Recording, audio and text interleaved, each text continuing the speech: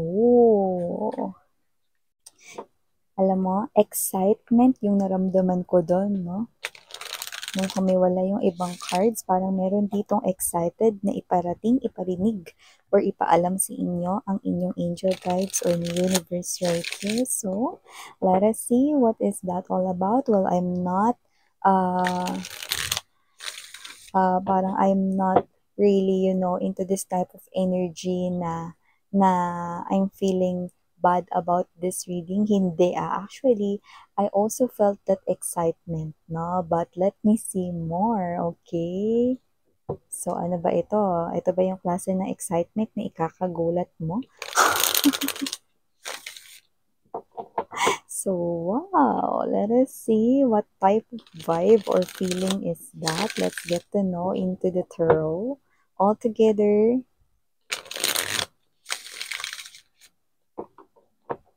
Okay, got it. Let us see.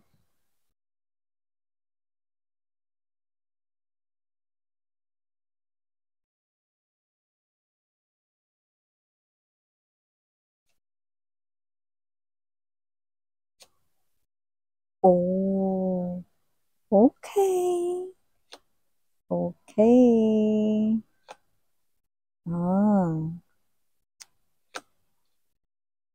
okay. You know. Kaya pa ba, girl? Or kaya pa ba, pre? Oh, mukhang hindi mo na kinaya. Okay. Six of Swords. Sun energy. I love it. Hierophant.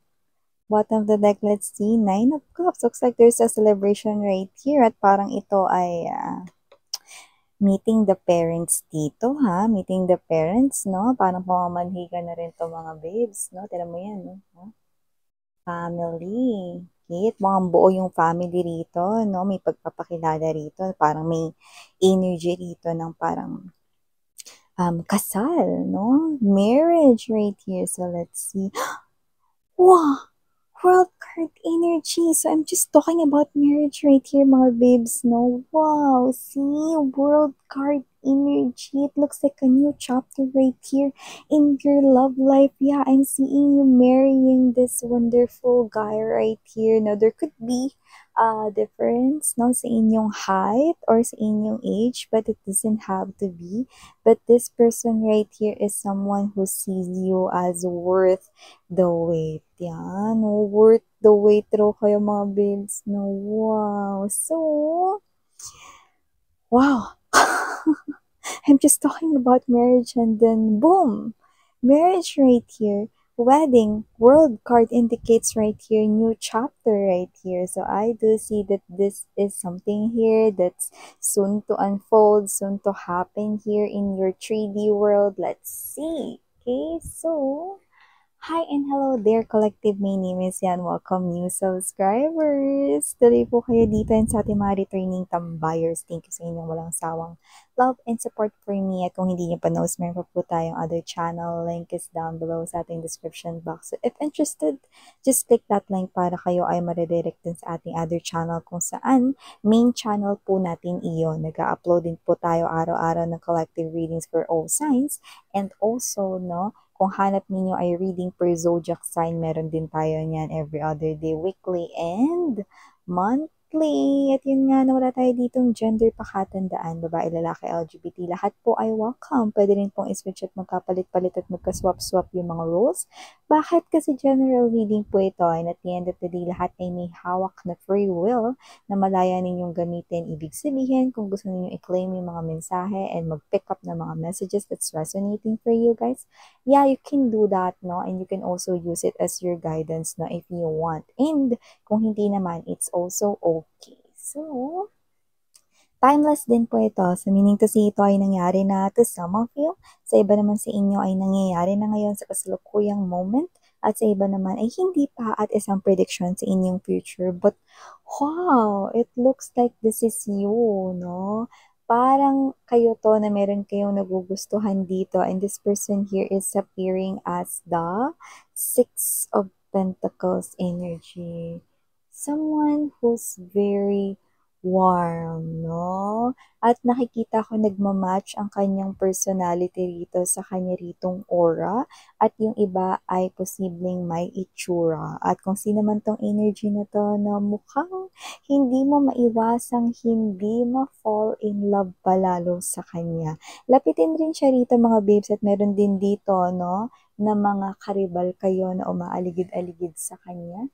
May mga tao rin kasi ditong attracted sa person na nagugustuhan mo, no? Pero wag ka dahil ito ang hindi mo alam.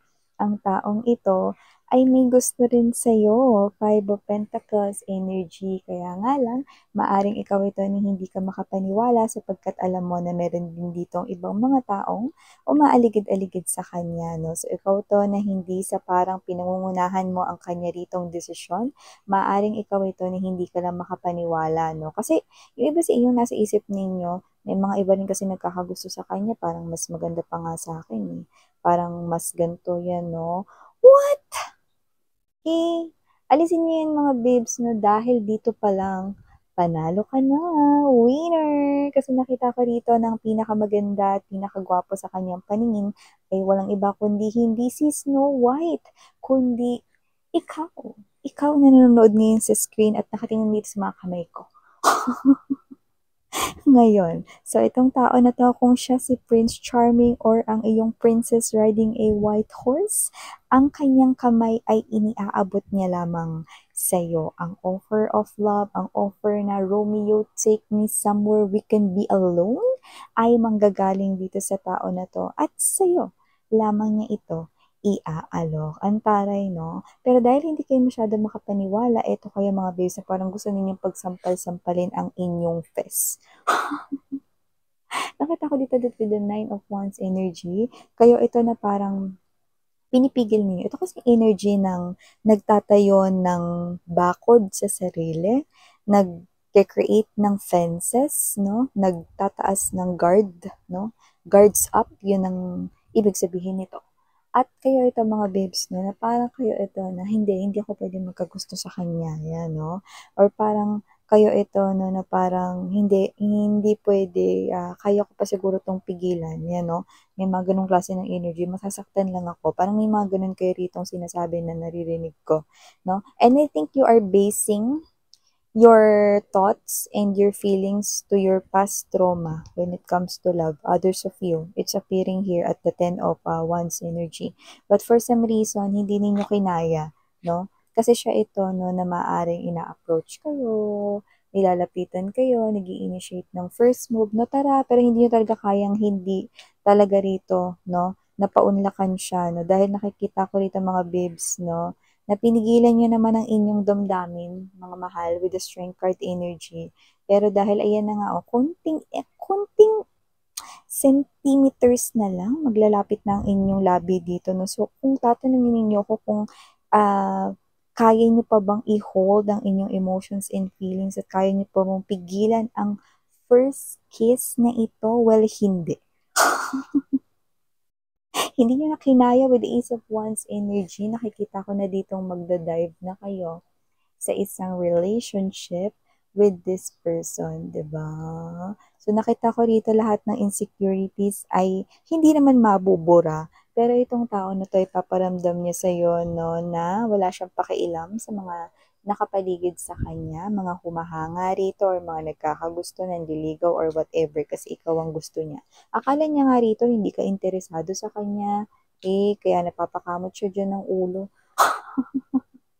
The Five of Pentacles is an indication that you are the one blocking him or her, which is yes, no? Because you are creating here boundaries with the Nine of Wands energy, no? This is yun na parang bakit maliban na mahalin mo siya, sweetheart, ikaw na nanonood, no? Okay? So, wag mong isipin yan, no? Don't be insecure with other people. Don't think that they are prettier than you or more handsome than you. LGBTQs, of course, welcome din kayo or mas better, mas deserving dito sa person na to. No? Because this person right here, no? If naririnig niya lang yung thoughts na yan, ma-hurt siya, masasad siya. Why? because ikaw yung gusto niya. Yan o. So, nakita ko rito, no, na wala na magpipigil na emotions and feelings. At nakikita ko rito, no, that you will go out on a date with this person right here. Six of Swords, Sun card energy. Sa wakas, ang pagpipigil ng iyong emosyon, no, ang hindi mo dito pagkaya ay sumaya ka. See, deserve mo naman to be happy, no? At nakikita ko rito na talagang yung feeling nasa cloud 9, parang nasa alapaap right here, no? Na parang hindi ka makapaniwala, nakasama mo yung crush mo, na siya yung kausap mo, na siya yung tinatawag mo doon sa tawagan na gusto mo. Ano man yan, baby, babe, darling, honey, mahal ko, asawa ko, bebe ko, underscore, number nyo. Or whatever. Okay? So, you will feel like, it's like, gumon, no? Gumon kata. It feels like a dream. Diba? Gum.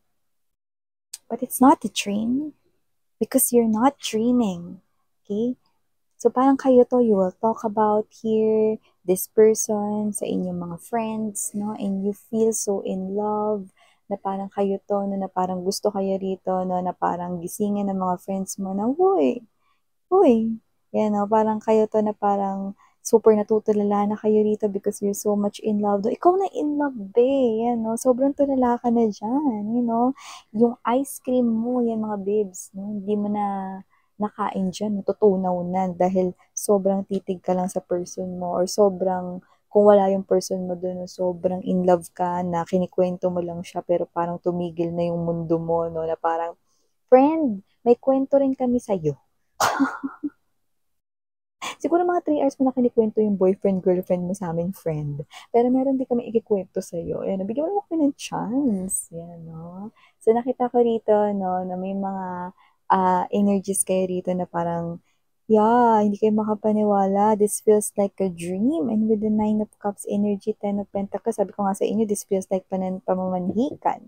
This 9 of Cups right here, no, alam mo, this chubby, yan, no, and mature looking man, okay? Hindi yan yung itsura ng iyong person ha, pero ito ay talking about your wish. Inalagaan mo yan, lumaki yan, tumabayan, no?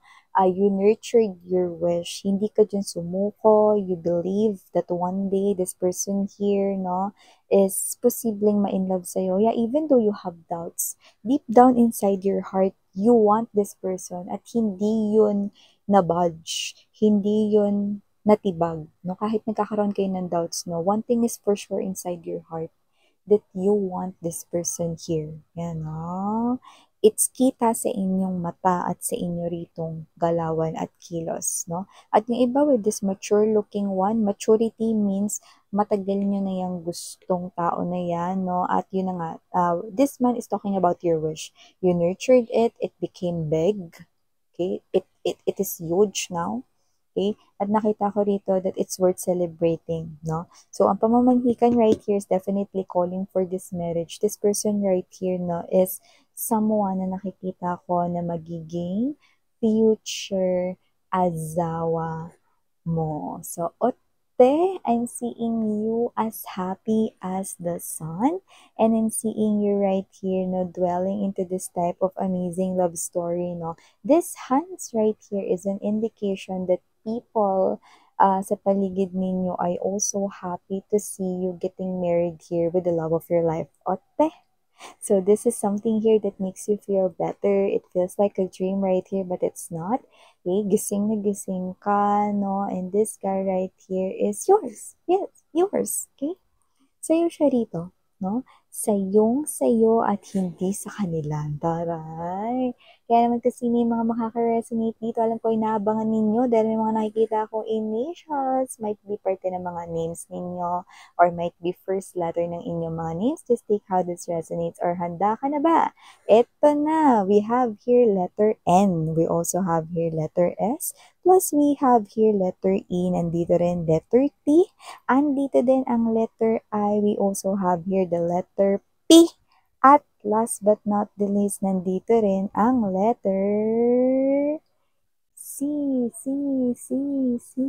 Yan. So, these are all the messages I've got right here for you, honey. Thank you so much for your time spent sa akin.